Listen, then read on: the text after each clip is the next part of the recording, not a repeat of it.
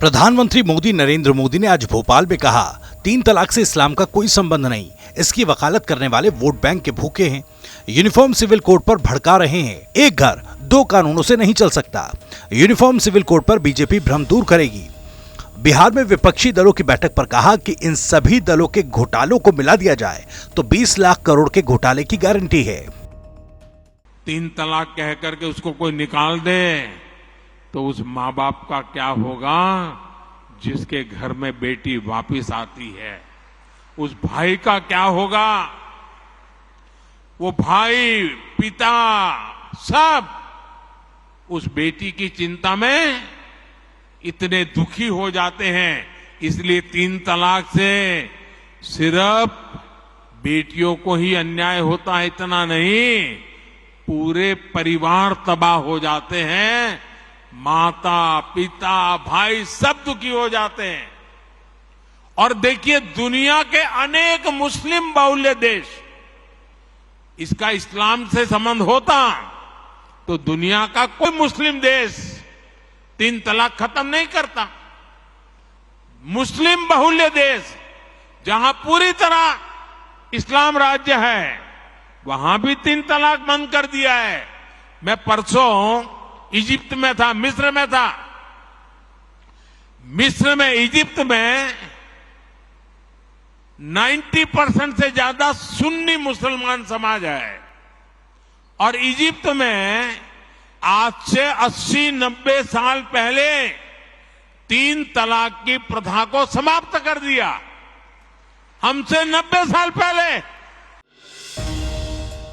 PM Modi ने भोपाल की रानी Kamlapati railway station से देश में 5 नई वंदे भारत ट्रेन की शुरुआत भी की।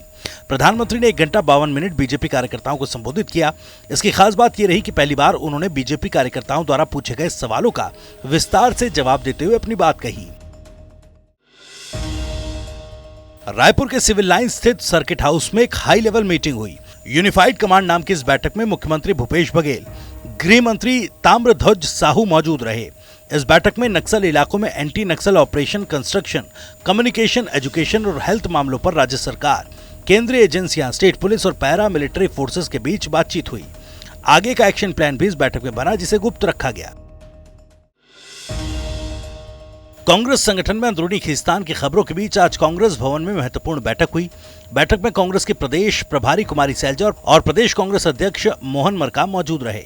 बैठक में पार्टी के सभी मोर्चा संगठन प्रकोष्ठ विभाग के प्रदेश अध्यक्ष शामिल रहे। कांग्रेस के प्रदेश प्रभारी कुमारी सैलजा ने स्पष्ट किया कि रवि घोष ही प्रभारी महामंत्री होंगे। आखिर कांग्रेस के नियुक्ति विवाद की क्या थी वजह, इसे लेकर क्या कहा पीसीसी की प्रभारी सैलजा ने, ये एक बड़ा सवाल बना हुआ है। प्रदेश के आईएएस अफसर जयप्रकाश मौर्य के विभागीय कामकाज में बदलाव किया गया। इसे लेकर मंगलवार को एक आदेश सामान्य प्रशासन विभाग की ओर से जारी किया गया। मौर्य को चिकित्सा शिक्षा विभाग के आयुक्त का प्रभार दिया गया। इस वक्त मौर्य खनिज विभाग में विशेष सचिव हैं। स्वास्थ्य सेवाओं का अतिरिक्त प्रभार भी इन्हीं को दिया गया।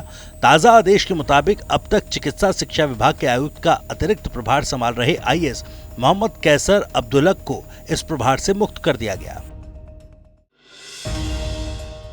राजगढ़ जिले के खिलचीपुर में सोमवार को स्टेडियम ग्राउंड में बागेश्वर धाम के पीठाधीश्वर धीरेन्द्र शास्त्री की श्री हनुमंत कथा शुरू हो गई। पहले दिन पंडित धीरेन्द्र कृष्ण शास्त्री जब कथा कहने मंच पर पहुंचे तो श्रद्धालुओं ने उत्साहित होकर तालियों से उनका स्वागत किया। मंच पर विराजमान हनुमान जी की पूजा अर्चना करते हुए उन्होंने कथा वाचन शुरू किया। पंडित धीरेन्द्र शास्त्री ने कहा कि भारत के लोगों ने हनुमान जी को केवल चित्र तक सीमित रखा, मंदिर तक सीमित किए। मैं भारत के लोगों से कहना चाहता हूं कि तुम्हें महान बनना है तो हनुमान जी को चित्र में नहीं, अपने चरित्र में उतारो। गुना पुलिस ने एक ऐसे शख्स को भोपाल से गिरफ्तार किया जो YouTube पर लोगों को झांसे में लेता था। उसने YouTube पर चैनल बना रखा था। वीडियो में तंत्र मंत्र कर संतान प्राप्ति समेत पारिवारिक समस्याओं का निदान बताता था। यही नहीं, वो बाकायदा दरबार भी लगाता था।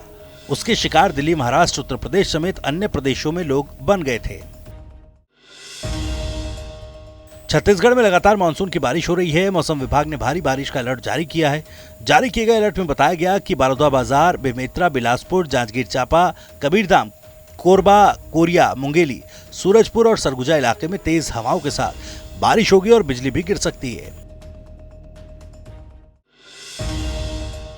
सीहोर नगर और आसपास के क्षेत्रों में आज कुछ देर रिमझिम बारिश हुई। बाद में आसमान से बादल छट गए और सूर्य किरणों ने धरती का स्पर्श किया। हालांकि मौसम विभाग ने आगामी 2 दिनों में भारी बारिश का अलर्ट जारी किया। जिले में 24 घंटे में सुबह 8 बजे तक 12.8 मिलीमीटर औसत वर्षा दर्ज की गई। वर्षा मापी केंद्र सीहोर में 1.2 मिलीमीटर, श्यामपुर में 1.8, आसरा में 18.0, जावर में 15.0, इछावर में 8.0, नसरुल्लागंज में 8.0, बुधनी में 28.0, रेहटी में 22 मिलीमीटर वर्षा दर्ज की गई।